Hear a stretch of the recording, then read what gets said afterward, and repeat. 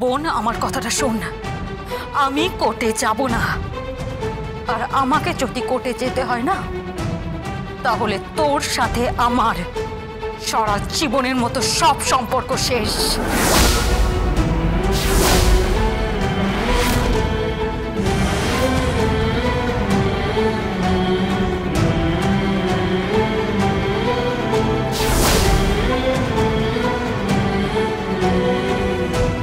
গিরি, মাথা ঠান্ডা করো, মাথা ঠান্ডা করো। আমি নিজে তোমার শ্বশুর মশাইয়ের সঙ্গে কথা বলবো এটা নিয়ে। লাভ নেই কোনো, যেতে ওনাকে হবেই। অ্যাকচুয়ালি কেসটা এমন একটা জায়গায় গিয়ে পৌঁছেছে না, যেতে তো হবেই।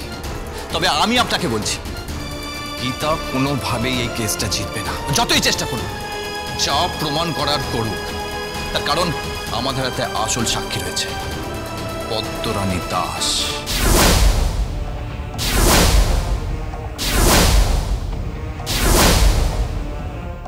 ও নিজেই সওয়াল করবে নিজের হয়ে, সকলের সামনে দাঁড়িয়ে বলবে যে শ্লীলতাহানি হয়নি, ও স্বেচ্ছায় বিয়ে করেছে।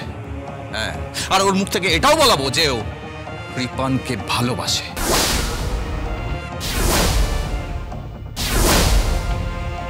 ও যা কিছু করেছে ওই ব্যানার্জি বাড়ির বউ হবার জন্য করেছে, আর সম্পূর্ণরূপে মদত জুগিয়েছে ওই গীতা এলএলবি।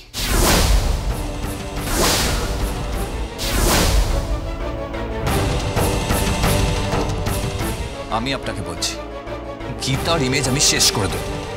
অগ্নিজিৎ মুখার্জির সাথে লড়াই করতে এসেছিল তো, আমি ওকে ছেড়ে কথা বলবো না, কিছুতেই ছেড়ে কথা বলবো না, কিছুতেই না।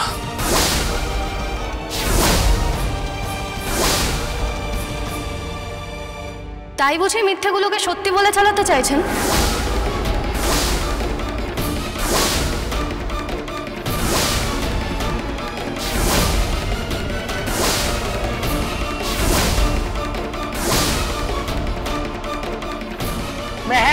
হ্যাঁ মাম্মি, মিথ্যেগুলোকে সত্যি করে চালাতে চাইছে। আমরা পরিবারের সকলেই তো জানি যে কৃপান পদ্মর সাথে কি করেছে, তার জন্য ওর জেল হেফাজত পর্যন্ত হয়েছিল। ও অন্যায় করেছে, ও একসঙ্গে দুটো মেয়ের সঙ্গে অন্যায় করেছে। ও পদ্মর সাথেও অন্যায় করেছে, ও আমার সাথেও অন্যায় করেছে। তুই কিন্তু পাকা পাকা কথা বলছিস। না না, আমাকে বলতে দাও। মেহেক, তুমি কিন্তু অনেক ছোট। হতে পারে আমি ছোট, তবু তো সত্যিটা তো বলতে হবে। গিনি বৌদি, এত কথা তো বললে, আমি তো শুনছিলাম ওই ঘর থেকে, কিন্তু একবারও তো বললে না যে আমার পাপাকে যে আপনি ভুল করেছেন। কই মাম্মি, তুমিও তো একবার বললে না যে উনি ভুল করছেন। আর পরিবারের হবু জামাইকে তো তোমরা সবাই বলছো না যে তুমি ভুল করেছো, তুমি অন্যায় করেছো, গীতাকে তোমরা হেনস্থা করছো। গীতা যা করেছে ঠিক করেছে, গীতা সৎ পথে আছে।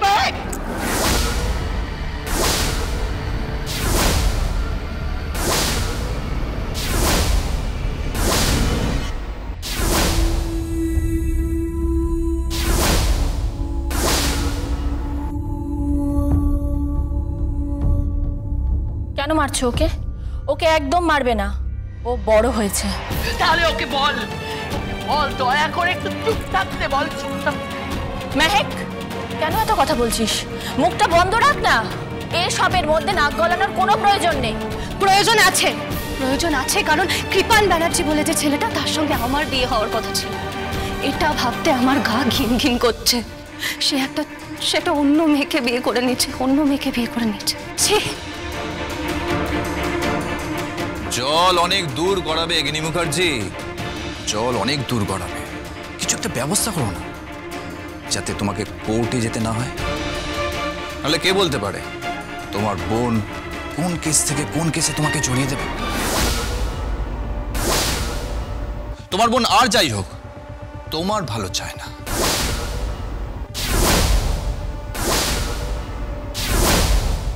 নইলে তোমার ঘর, তোমার থাক, আমার ঘর আমার সংসার নিয়ে আপনাকে মাথা না ঘামালেও চলবে।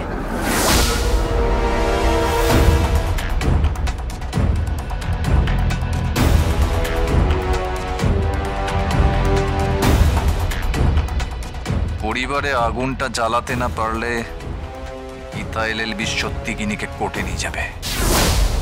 থামাতে হবে, যেভাবে হোক থামাতে হবে।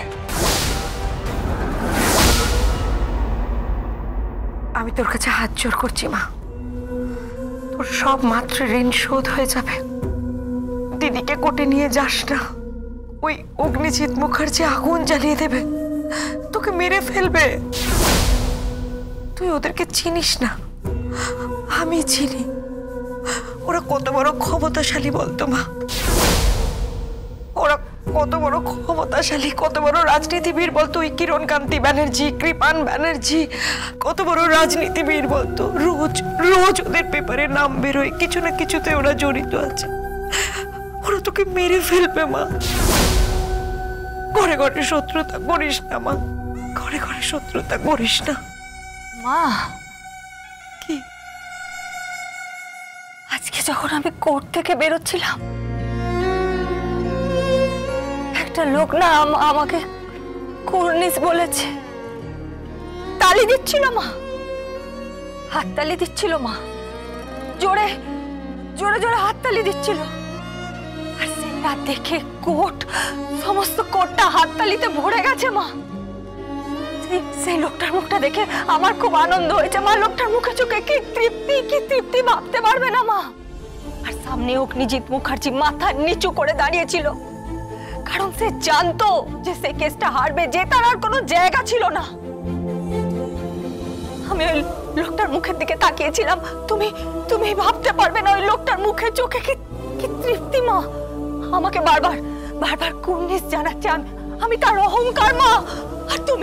আর সেটা তুমি আমার কাছ থেকে কেড়ে নিতে পারো না মা।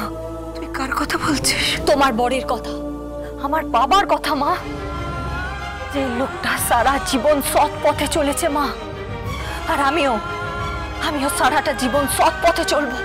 তুই একবার দিদির কথা ভাববি না? আরে কি ভাববো দিদির কথা? কেন ভাববো? ও তো ভাবেনি মা, ও তো ভাবেনি।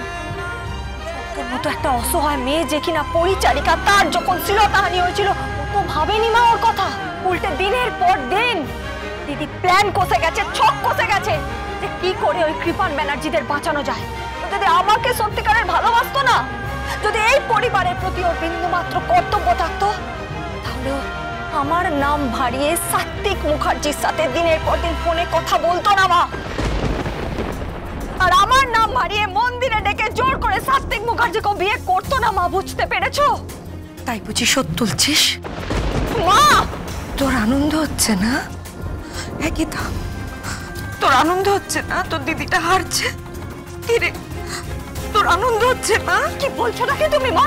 দোহাই তোর, আমি তোর মা, গিনিও আমার, গীতাও আমার। আমি কোথায় যাবো বল? আমি কোথায় যাবো? আমি তোর দুটো ভাই পড়ি। গীতা, কি করছো মা? কি করছো? ও গীতা, দিদিকে কোর্টে নিয়ে যাস না গীতা, দিদিকে কোর্টে নিয়ে যাস না। মাফ করো মা। কোর্টের প্রসিডিংস যেভাবে হয় সেভাবেই হবে। লয়ের জায়গাতেই থাকবে। আর আইন যদি আইনের পথে না চলে মা, তাহলে তো সমাজটাই টিকবে না।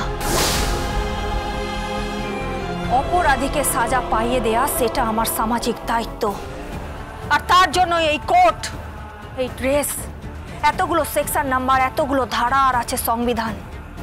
সম্মান করতে হবে মা, সম্মান করতে হবে। আইনকে সম্মান করতে হবে, সংবিধানকেও সম্মান করতে হবে। সেখানে কোনো সম্পর্ক নয়। আর ক্রিমিনালকে তো সাজা পেতেই হবে মা, পেতে হবেই।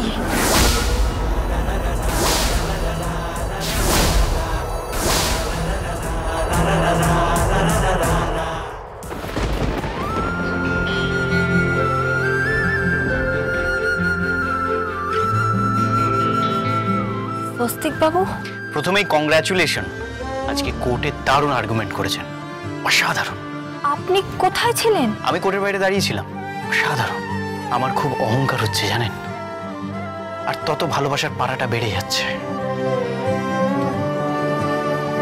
আপনি কি ভালোবাসা ছাড়া আর কিছুই বোঝেন না?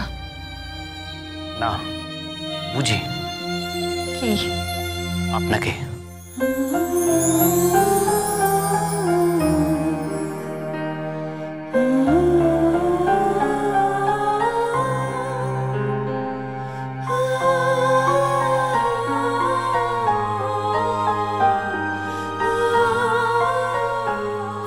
বাবু, ভালোবাসা মানে আপনি, আর আপনি মানেই ভালোবাসা। ব্যাস এইটুকুই হবে। কি বলতে এসেছেন সেটা বলুন। হ্যাঁ, যখন গুলিটা চলেছিল সেখানে আমি একজনকে দেখেছি। কাকে?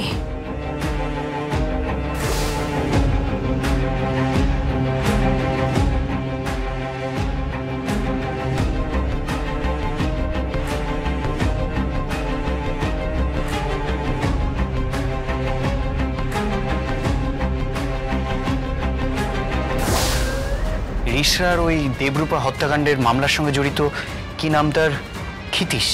হ্যাঁ, ক্ষিতীশ রায়। হ্যাঁ, সে আর তার বান্ধবী।